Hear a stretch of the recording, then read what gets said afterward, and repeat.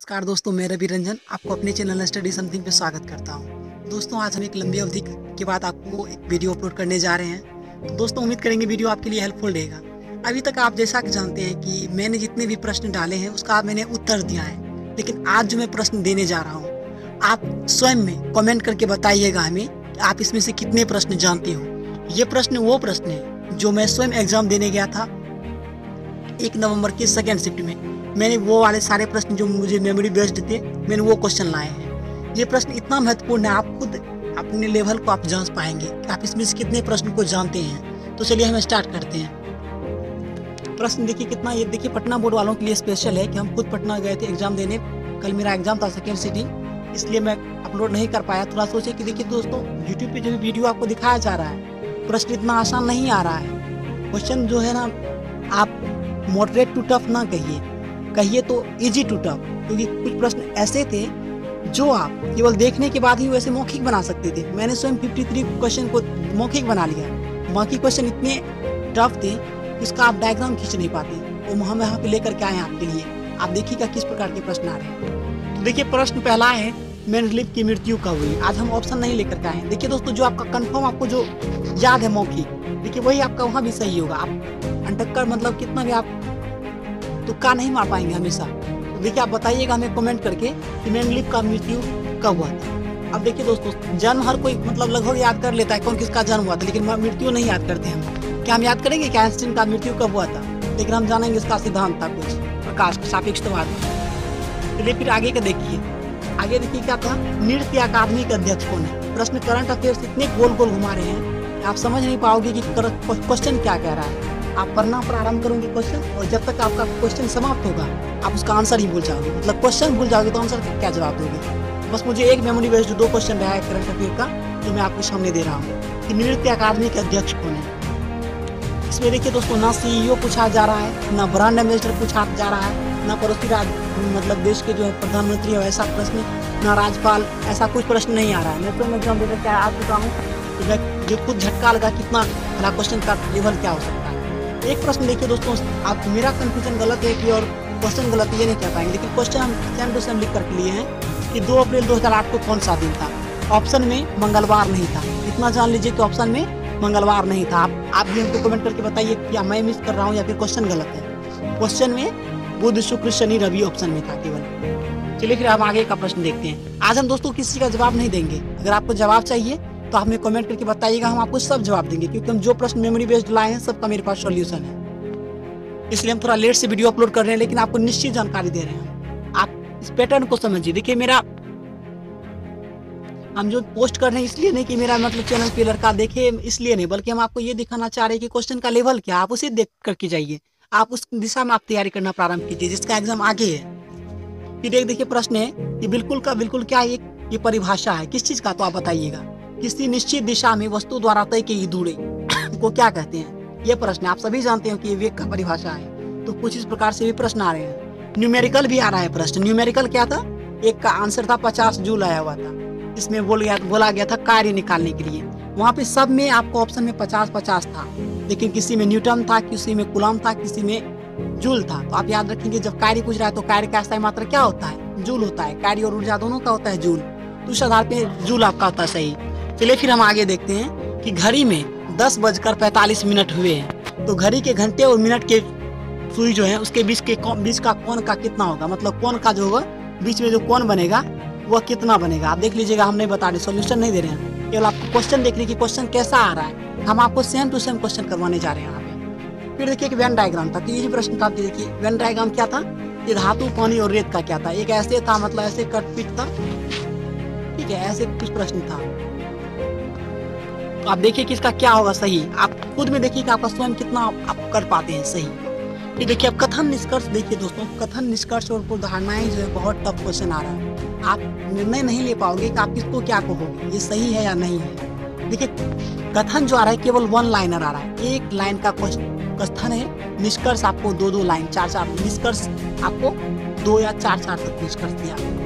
तो जैसे पहले कथन था क्या कि तालाब में उतरने के पहले सूचना को पढ़ लें।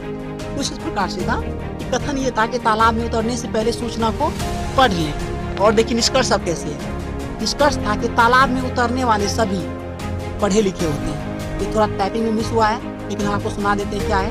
निष्कर्ष में था कि तालाब में उतरने वाले सभी पढ़े लिखे होते हैं। और दूसरा इसमें दो ही मात्र निष्कर्ष थे कि तालाब में उतरने वाले सभी अंधे नहीं होते हैं। अर्थात क्या नहीं होते हैं? अंधे नहीं होते। ये देखिए कथन और निष्कर्ष से प्रश्न आ रहे हैं। कथन निष्कर्ष बड़ा टफ आ रहा है, आप निर्धारित नहीं कर पाओगे इसका क्या निष्कर्ष सही हो सकता है। तो देखिए इसमें है एक कथन जो है केवल वन लाइनर आ रहा है, लेकिन निष्कर्ष आपको चार आपको निष्कर्ष मिल सकते हैं या 2 निष्कर्ष मिलेंगे, लेकिन निष्कर्ष बड़ा टफ आ रहा है। तो देख लीजिए, हो सकता है मेरा कमजोर हो तो आप लोग को आसान लग सकता है, तो ये आपके ऊपर निर्भर करेगा। लेकिन मुझे लगता है कि ये इजी प्रश्न नहीं लग रहा है। कि तालाब में उतरने से पहले, देखिए प्रश्न को देखते हैं, तालाब में उतरने से पहले सूचना पढ़ ले, ये आपका कथन है। अब देखिए इसके संबंधित मात्र 2 निष्कर्ष दिए गए थे। निष्कर्ष एक था कि तालाब में उतरने वाले सभी पढ़े लिखे होते हैं। भाई ये कहाँ का क्वालिफिकेशन है? मुझे तो समझ में नहीं आ रहा है कि तालाब में उतरने के लिए भी कोई किसी क्वालिफिकेशन की आवश्यकता होती है, मतलब कि पढ़े लिखे ही होना चाहिए, जरूरी तो नहीं है। चलिए आगे देखिए, कि तालाब में उतरने वाले सभी अंधे नहीं होते हैं, ऐसे प्रश्न थे। चलिए हम आगे देखते हैं कि यदि पृथ्वी की त्रिज्या, ये रेडियस लिखे मतलब त्रिज्या 1% कम कर दी जाए तो क्या होगा? तो आपको पता होगा क्या होगा, तो आप बताएंगे, हमें कमेंट करके सब बताएंगे। आप ईमानदारी से बताएंगे आप कितने प्रश्न का आंसर जानते हैं। फिर आगे देखिए कथन है।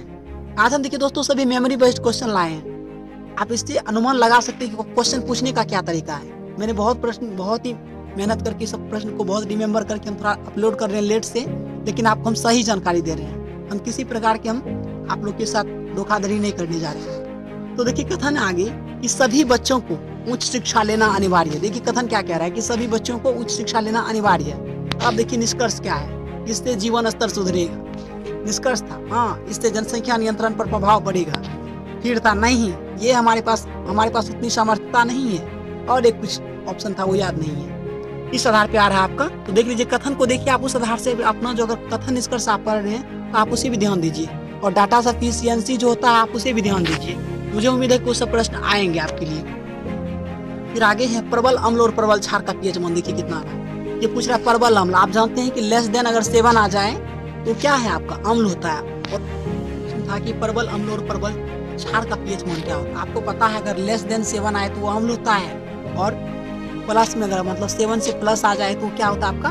क्षार होता है। देखिए दोनों पूछ दिया, तो प्रबल अम्ल और प्रबल क्षार का पीएच मान होता है। तो ऑप्शन दे देते हैं। ऑप्शन में था 7 होता है, 0 होता है, 7 से कम होता है, या 7 से अधिक होता है। ठीक है, इस प्रकार से ऑप्शन था। आप देखिएगा इसका जवाब दीजिए को क्या सही है। ये उतना टफ क्वेश्चन नहीं है, लेकिन है माना जाए तो।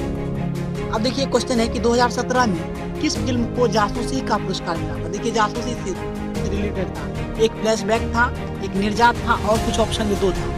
ठीक है, आगे देखिए प्रश्न, इसका जवाब सही नहीं मिल रहा था हमें। लिखा क्वेश्चन नंबर 12 है कि x बराबर 9, y बराबर √70 था। ऐसे था √70, तो x² minus y² minus, sorry दोस्तों ये इसका था x² माइनस y², इसको ब्रैकेट 1 था 1/a, माइनस में 1/a, और फिर यहाँ था बड़ा -1।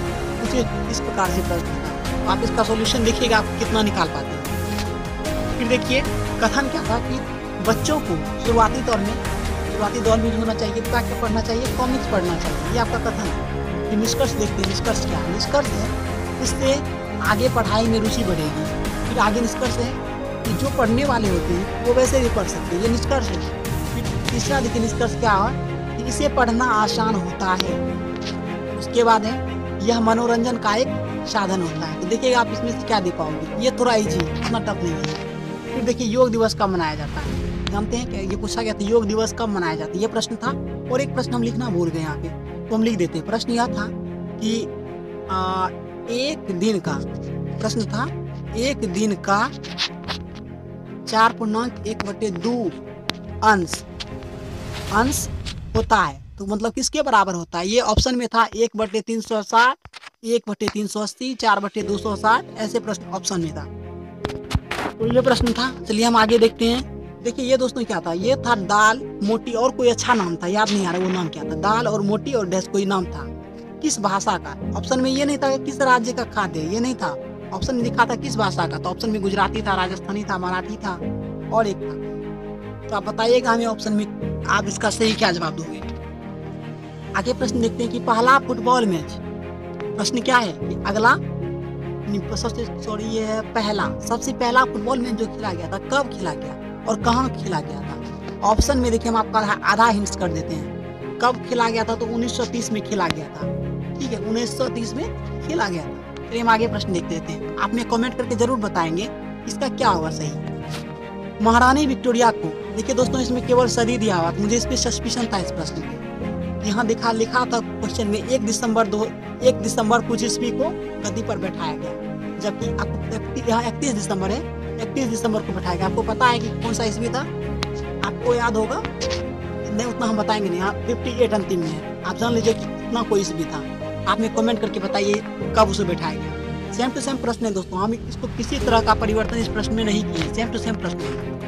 अस्थायी बंदोबस्त कहाँ कहाँ लागू हुआ था। आपको ऑप्शन में कोलकाता मतलब बंगाल नहीं दिया हुआ था, कोलकाता था, उड़ीसा था, बिहार था और कुछ ऑप्शन नहीं थे। तो आप बताएंगे कहाँ कहाँ होता है वहाँ लागू हुआ था स्थायी बंदोबस्त जो लागू हुआ था। फिर देखिए तो भिन्न छाटना था, मतलब ये तो इजी प्रश्न है, ज़्यादा टफ नहीं मान सकते आप इसे।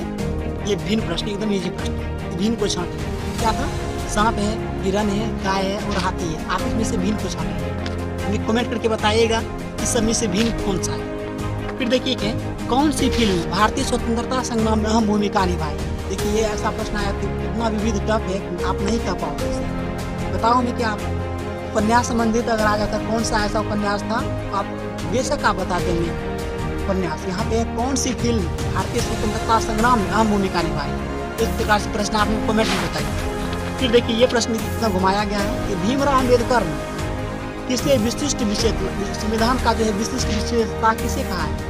उसमें था आपका राज्य के नीति निर्देशक तत्व, संविधान संशोधन की प्रक्रिया, आपका यही सब ऑप्शन में था। आप में ये कमेंट करके बताइए क्या है इसका जवाब, आप लिख करके बताएंगे। ईस्ट इंडिया कंपनी के समय में कौन सा एक बैंक नहीं था। देखिए दोस्तों इसमें प्रश्न इसी प्रकार से था, लेकिन सेम टू सेम हम नहीं लिख पाए क्योंकि माइंड इस प्रकार सेट नहीं हो रहा है, लेकिन प्रश्न कुछ इसी प्रकार से था। हम स्वयं गए हैं एग्जाम देने, बता रहे हैं आपको। इसमें मुंबई था, बैंक ऑफ हिंदुस्तान था, मद्रास बैंक था, मराठा था, कोलकाता था, ऐसे ऑप्शन में था। तो आप इसका सही बताइएगा कि उस समय कौन कौन था। आपको अगर ये पता होगा कि कौन कौन से बैंक थे तो आप बता देंगे कौन नहीं थे। फिर हम आगे प्रश्न देख लेते हैं। तो कुछ ये इस प्रकार से प्रश्न था कि किसी भिन्न के अंश में 12% की वृद्धि कर दी जाती है, हर में 2% की कमी की जाती है। मतलब कोई भिन्न है, भिन्न तो आपको पता हो एक्सपेक्ट हुआ होगा, इसमें अंश में 12% की वृद्धि, 112% हो गया 12x। तो इस प्रकार से आप सॉल्यूशन करके हमें बताएंगे इसका जवाब क्या होगा। तो दोस्तों उम्मीद करेंगे वीडियो आपके लिए हेल्पफुल रहेगा और हमें कमेंट करना ना भूलें। आप हमें बताइए कि आप कितना इसमें से रियल कर पाओगे। आप जितना अभी कर पाओगे देखिए यही आपका लेवल वहाँ पे भी रहेगा। और जहाँ तक मेरा अपना सलाह है आप लोगों के लिए, तो कोडिंग डिकोडिंग से कुछ टफ प्रश्न आ रहे हैं। कुछ प्रश्न एकदम ईजी थे जिससे आप देख करके बता दोगे जवाब, लेकिन कुछ प्रश्न ऐसे भी थे कि जिसे कि आप सॉल्यूशन के बाद भी आप सॉल्व नहीं कर पाओगे। आप जैसे कि उसमें देखिएगा 2 अप्रैल 2008 को कौन सा दिन था, आप इसको हमें बताइए कमेंट करके। तो दोस्तों अगर आपको मेरी ये जानकारी अच्छी लगी हुई हो तो आप मेरे इस चैनल को सब्सक्राइब कर लें, मेरे वीडियो को लाइक ज़रूर करें। मैंने आपके लिए बहुत मेहनत करके वीडियो अपलोड किया है, तो प्लीज़ इस वीडियो को लाइक अवश्य करें।